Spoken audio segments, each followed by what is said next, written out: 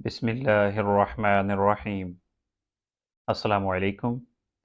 جب بھی ربیع الاول کا مہینہ شروع ہوتا ہے، پاکستان، انڈیا اور دیگر ممالک میں ماہ ربیع الاول کی مناسبت سے جشن عید میلاد النبی کی تیاریاں شروع کی جاتی ہیں۔ بازاروں میں، دکانوں میں عید میلاد النبی کی مناسبت سے سامان بیچا اور فروخت کیا جاتا ہے، اور یہ سب آپ صلی اللہ علیہ وسلم کی پیدائش کی مناسبت سے ہوتا ہے۔ آپ صلی اللہ علیہ وسلم کی تاریخ پیدائش پر عید میلاد النبی منایا جاتا ہے۔ آپ کی پیدائش کب ہے اور آپ صلی اللہ علیہ وسلم کی وفات کب ہوتی ہے؟ عید میلاد النبی کیوں منایا جاتا ہے؟ یہ تو ظاہری بات ہے کہ جو لوگ عید میلاد النبی مناتے ہیں، آپ صلی اللہ علیہ وسلم سے محبت کی وجہ سے مناتے ہیں۔ تو یہاں پہ دو باتیں ہیں۔ پہلی بات، آپ صلی اللہ علیہ وسلم کی پیدائش کا دن کون سا ہے، اور آپ صلی اللہ علیہ وسلم کی وفات کا دن کون سا ہے؟ کیا عید میلاد النبی منانا جائز ہے؟ ہم دیکھتے ہیں دنیا میں جس سے بھی محبت ہو، اسے قریبی لوگوں کو زیادہ محبت ہوتی ہے بنسبت بعد میں آنے والے لوگوں کے۔ آپ صلی اللہ علیہ وسلم سے محبت کرنے والے سب سے قریبی لوگ صحابہ کرام رضوان اللہ علیہم اجمعین تھے۔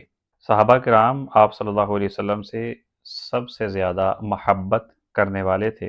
ایسی محبت تھی کہ ایک طرف تیل ابل رہا ہے اور صحابی کو کہا جا رہا ہے کہ محمد صلی اللہ علیہ وسلم اور اس کے دین کو چھوڑ دو، ورنہ آپ کو ابلتے ہوئے تیل میں ڈال دیا جائے گا۔ تو صحابی رسول کہتے ہیں کہ مجھے ابلتے ہوئے تیل میں ڈالا جانا یہ قبول ہے، لیکن محمد صلی اللہ علیہ وسلم کو اور اس کے دین کو چھوڑنا قبول نہیں۔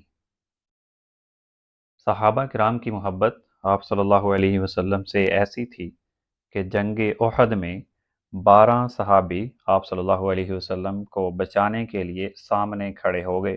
تیر آ رہے تھے، ان میں سے 6 صحابہ کرام رضوان اللہ علیہم اجمعین تیروں کے لگنے کی وجہ سے شہید ہو گئے، تاکہ آپ صلی اللہ علیہ وسلم کو کوئی زخم نہ آئے۔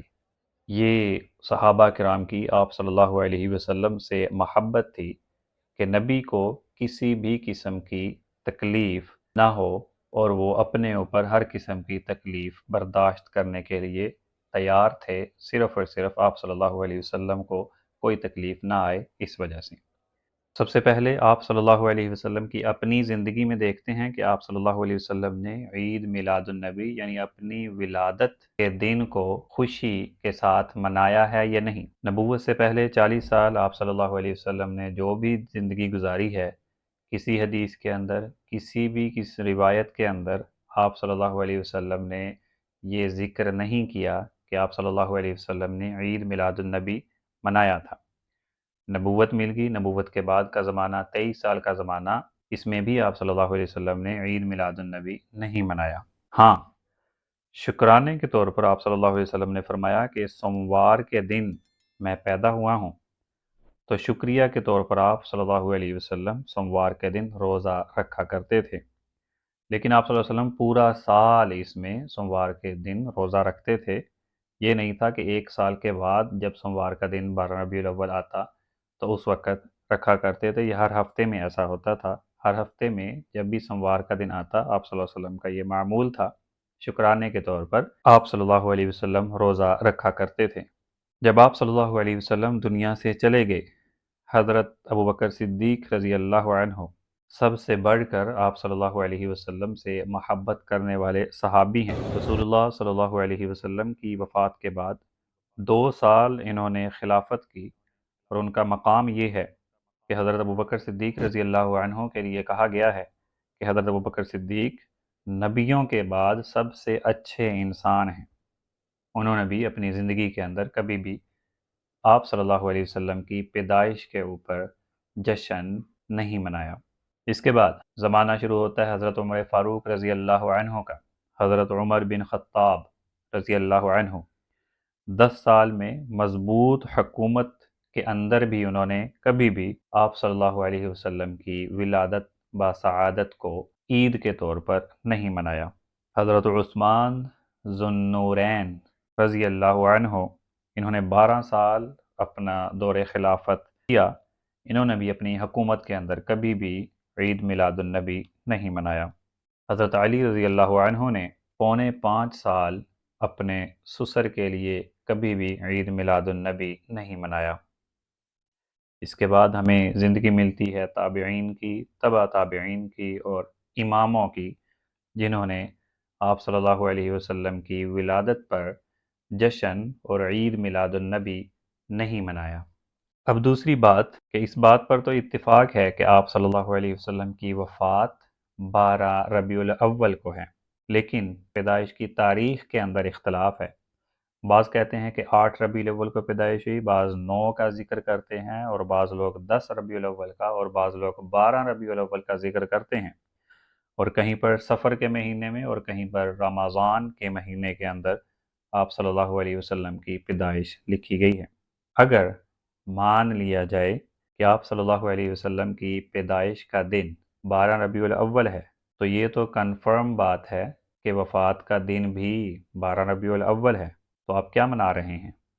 حدیث کے اندر رسول اللہ صلی اللہ علیہ وسلم نے 2 عیدوں کا ذکر کیا ہے، عید الفطر رمضان کے بعد اور عید الاضحیٰ، اور عید میلاد النبی کا احادیث کے اندر کہیں بھی ذکر نہیں ملتا۔ عید میلاد النبی کو خصوصاً اس مہینے میں منانا جس کا اسلام سے کوئی تعلق نہیں اور نبی اکرم صلی اللہ علیہ وسلم کے عمل سے کوئی تعلق نہیں، ہونا تو یہ چاہیے تھا کہ اگر آپ کی پیدائش اسی مہینے میں ہوئی ہے تو سب سے بہترین عمل یہ ہو کہ سیرت النبی پر جتنا عمل ہو سکے وہ کریں، لیکن ربیع الاول کا مہینہ شروع ہوتے ہی بازاروں اور گلیوں کو اور ہر جگہ کو روشن کر دیا جاتا ہے۔ دراصل یہ عیسائیوں کا طریقہ کار ہے، وہ لوگ کرسمس پر ایسے کام رات کو کرتے ہیں، لیکن 12 ربیع الاول کو بجائے یہ کہ سیرت النبی صلی اللہ علیہ وسلم کو دیکھا جائے اور عمل کیا جائے، آپ صلی اللہ علیہ وسلم کا بتایا ہوا سب سے بڑا فرض نماز، کتنے ہی لوگوں کو یہ عمل اس دن چھوڑنا پڑ جاتا ہے، جس کے بارے میں آپ صلی اللہ علیہ وسلم نے فرمایا من ترک الصلاۃ متعمدا فقد کفر، جس نے جان بوجھ کر نماز چھوڑی اس نے کفر کیا ہے۔ نتیجہ کیا ہوتا ہے کہ جہاں بدعت آئے گی وہاں سنت یا تو کم ہو جائے گی یا پھر بالکل ہی ختم ہو جاتی ہے۔